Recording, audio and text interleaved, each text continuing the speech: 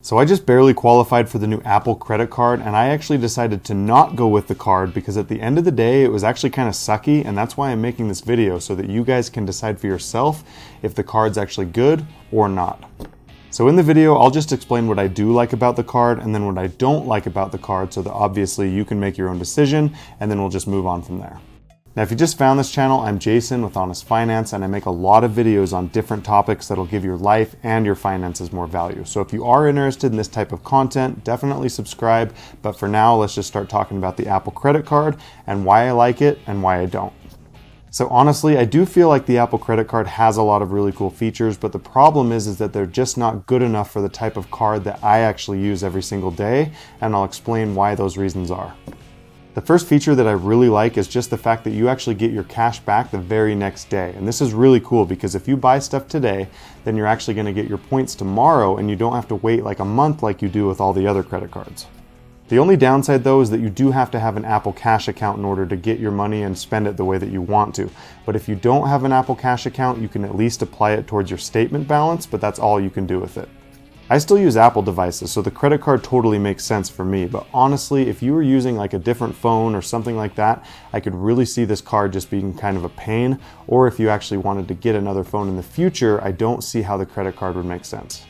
And then when you actually look at the cashback tiers, they're just not good enough because you're looking at 3% back on Apple purchases, which I would expect from them, but then you're going to get 2% back on purchases, but you have to use Apple Pay in order to get the 2%.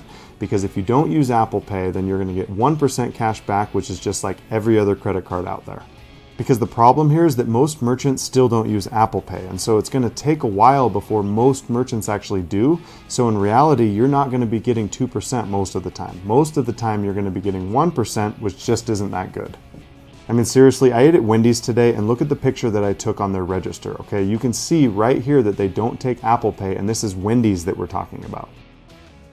I mean, when we're talking about a credit card that has cash back and we're only talking 1% right now in 2019, that is just not good enough for a credit card because there's plenty out there that are going to give you way more rewards as far as cash back goes. I mean, for example, right now you can get the Chase Freedom Unlimited card and they'll give you 1.5% cash back on everything. And I bet you at the end of the day, if you actually added up all your purchases from Apple versus the Chase Unlimited, you'd probably still make more money with the Chase card rather than the Apple. Now, if you do get an Apple credit card, most of the features are actually going to be built into your smartphone, but keep in mind that they are going to send you a physical credit card as well.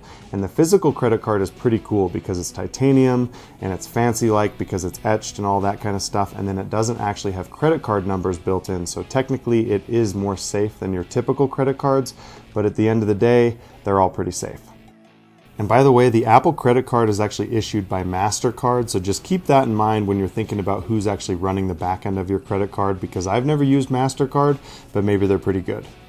And also, most credit cards actually have buyer protection and extended warranties and stuff like that, but the more I dug into the Apple credit card, I could not figure out if they actually offered these features. So just keep that in mind because I'm not sure if they do or if they don't.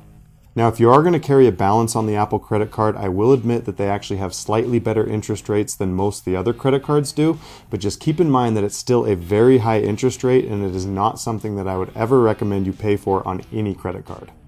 Right now, as I'm making the video, their rates are about 13 to 24% in interest based on your credit worthiness, but these rates change all the time based on the prime rate, so never just assume that it's going to stay that way forever. So even though their rates are pretty good as far as credit cards go, I would never actually say that it's a good deal like they do because it's just not a good deal and it's just plain a ripoff. Honestly though, the Apple credit card is extremely intuitive when it comes to making payments. So if you are going to be making payments and paying interest or you're not going to be paying interest, they're extremely easy to understand how much you're going to be paying, how much you're going to be saving based on how much you're paying towards your credit card. I personally feel like if you're the type of consumer that does carry a credit card balance, then the Apple credit card is actually really good for you because you can actually tell how much in interest you're going to be paying because they're extremely transparent about it. But on the flip side, I'm always going to urge you to pay off your statement balance in full every single month so that you never have to pay a dime in interest because that is the best way that you can ever manage credit cards. I'll link up an older playlist for you guys up here, so if you want to learn more about how credit cards work, then I've got some videos on those so that you can understand exactly how the interest works, how you pay it off, all that kind of stuff. So just watch those videos if you have any interest. The Apple credit card also advertises that they don't charge any fees. So what I'm talking about here is an annual fee or even late fees, which they advertise. But honestly, you shouldn't pay a late fee even if you do have a credit card that charges you a late fee, because you can totally jack up your credit if you're not paying those bills. And then as far as the annual fee goes, it's really not that hard to find a lot of really good credit cards out there that don't charge an annual fee. So honestly, the Apple card really isn't that special. So overall, in my opinion, when you look at the Apple credit card and you compare it to other credit cards on the market, it just really isn't that good for what they're offering. Because like I covered earlier, their cashback tiers just aren't good enough when it comes to all the different credit cards on the market. And then on top of that, they don't even offer a sign-up bonus, which is super sucky because most credit cards do have a sign-up bonus and most of them are really good. I mean, honestly, there's a ton of different credit cards out there that offer huge sign-up bonuses, and then they'll even offer 0% interest for like a year or even longer. And that's very common for a lot of different credit cards, and Apple doesn't offer any of that. So overall, I'm just not that in love with the Apple credit card, but honestly, if they do get a little bit more competitive or they offer a sign-up bonus or something like that, then maybe I would consider it. But for right now, it's just not good enough.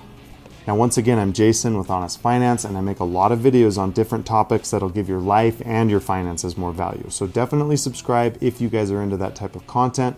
But for now, I'll leave you with some more credit card videos that you can watch, or you can just do whatever you want, but that's all for now.